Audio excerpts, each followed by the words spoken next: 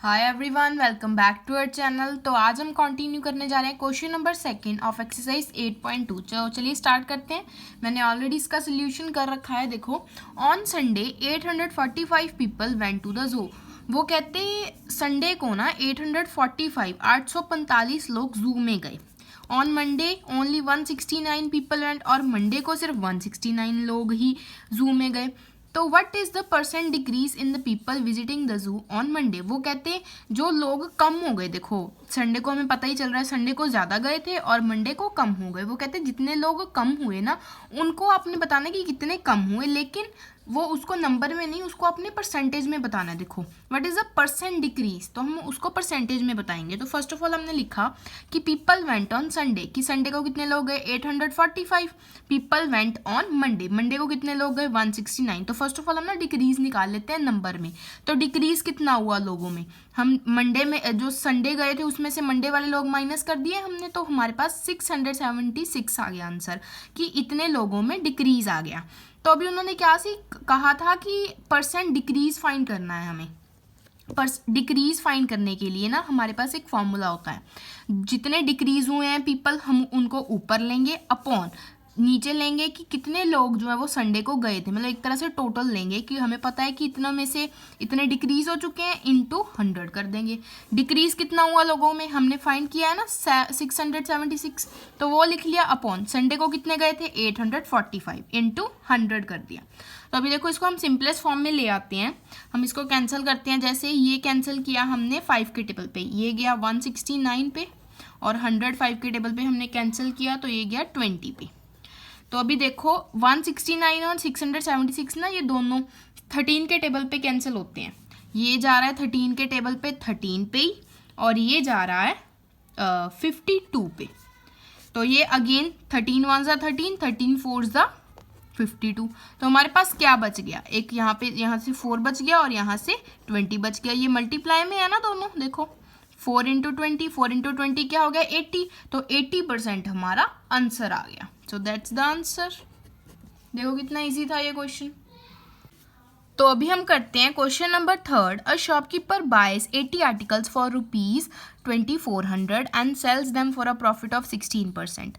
Find the selling price of one article. वो कहते हैं एक शॉपकीपर ने, एक दुकानदार ने 80 आर्टिकल्स लिए किसी भी चीज़ के, तो वो ना उसने 2400 के रुपीज़ के लिए, 2400 के, तो and sells them in a profit of 16%। तो उसने खरीदे तो इतने के, लेकिन जब उसने बेचे ना तब उसको 16% का मुनाफा होगा। तो अभी हमने सेलिंग प्राइस फाइंड करना है उन आर्टिकल्स का, लेकिन एक आर्टिकल का इन्होंने स्पेशल मेंशन किया है कि आपने सिर्फ एक आर्टिकल का निकालना है। तो पहले हम देख लेते हैं कि कॉस्ट प्राइस कितना है। देखो, cost price of 80 articles is equals to 2400। हमें दिया हुआ है ना कि 80 आर्टिकल्स की कॉस्ट प्राइस कितनी है 2400, लेकिन हमें तो ये 80 आर्टिकल्स का दिया हुआ है, हमें तो एक का पता होना चाहिए, क्योंकि उन्होंने सेलिंग प्राइस एक का पता हमें बताने के लिए कहा है।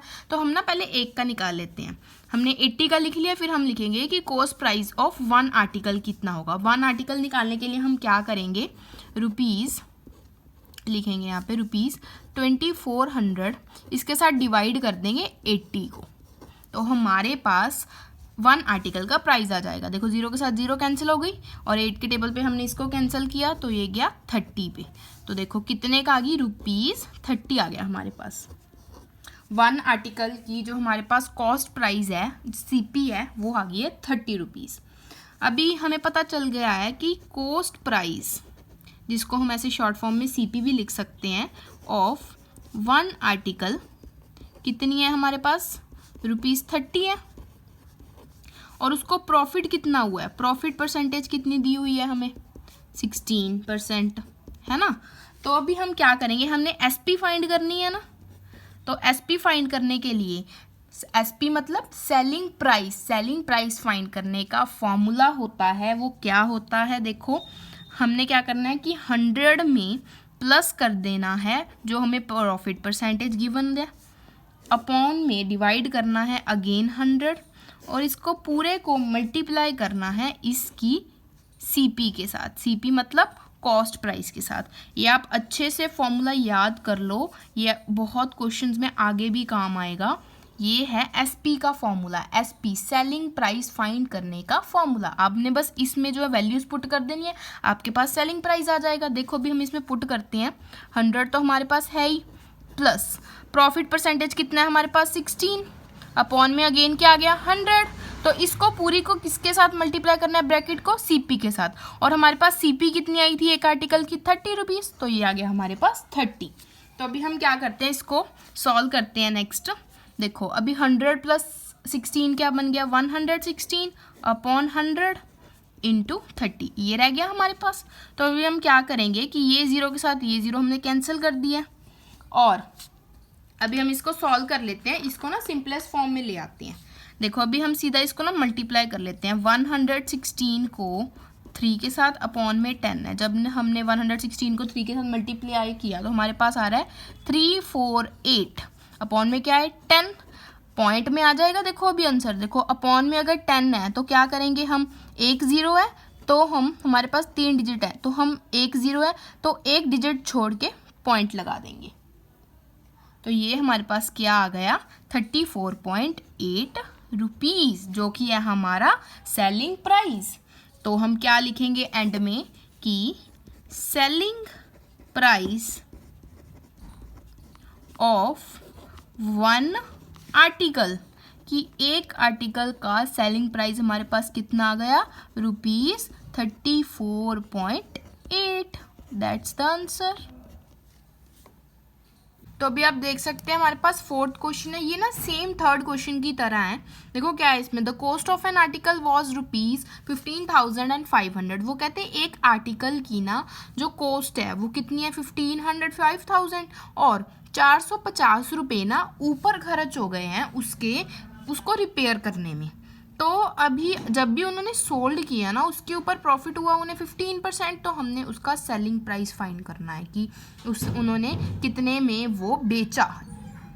ये सेम है देखो पिछले क्वेश्चन की तरह, उसमें भी हमने सेलिंग प्राइस ही फाइंड करना था, उसको उसमें 16% का प्रॉफिट हुआ था, अभी इसमें इसको 15% का हुआ है। तो देखो अभी हम क्या करेंगे, यहाँ पे लिखेंगे कॉस्ट प्राइस कितना है आर्टिकल का, इतना है, उसकी रिपेयर के ऊपर कितना स्पेंड हो गया 450 रुपीज़। तो टोटल कॉस्ट प्राइस कितनी बन गई, देखो इतने में तो उसको पड़ा, लेकिन उसने ऊपर वो रिपेयर भी करवाया है ना, तो ये आ गया। फिर अभी उसके टोटल कॉस्ट प्राइस कितनी बन गई, हम ना क्या करेंगे, इन दोनों को हमने प्लस करके यहाँ पे लिख दिया कि टोटल इतने पैसे बन चुके हैं, ठीक है। उसके बाद प्रॉफिट परसेंटेज हमें पता है 15% थी, तो अभी हमने यहाँ पे सेलिंग प्राइस का जो है वो फॉर्मूला लगा दिया है, आपको पता है, मैंने कहा अच्छे से आप लर्न कर लें। यहाँ पे 100 प्लस प्रॉफिट परसेंटेज कितनी है 15 अपॉन 100 इंटू कॉस्ट प्राइस हमारे पास कितना आ गया, जो हमने रिसेंटली अभी फाइंड किया है ना, हम वो लिखेंगे। देखो 15,950, ये आ गया हमारे पास। तो देखो अभी हमने 100 प्लस 15 को प्लस किया तो 115 अपॉन 100 इंटू 15950, हमने क्या किया, जीरो के साथ जीरो कैंसिल कर दी, और जब हमने 115 को इसके साथ मल्टीप्लाई किया तो हमारे पास ये आंसर आ गया। अपॉन में 10 को हमने एज इट इज़ रखा, ताकि हम अगर इसको डिवाइड करते हैं, देखो पहले अगर हम इसको कहीं पे कैंसिल करते हैं तो बाद में भी वो पॉइंट ही आएगा, तो कैलकुलेशन ईजी रखने के लिए ना हमने 10 को एज इट इज़ रख लिया कि बाद में इसको पॉइंट लगा देंगे। हमने सिंपल मल्टीप्लाई करके यहाँ पे लिख लिया, अपॉन में 10 आ गया, और देखो एक जीरो थी तो हमने एक डिजिट छोड़ के पॉइंट लगा दिया। तो सेलिंग प्राइस हमारे पास कितना आ गया, ₹18,342.5 rupees. So that's the answer.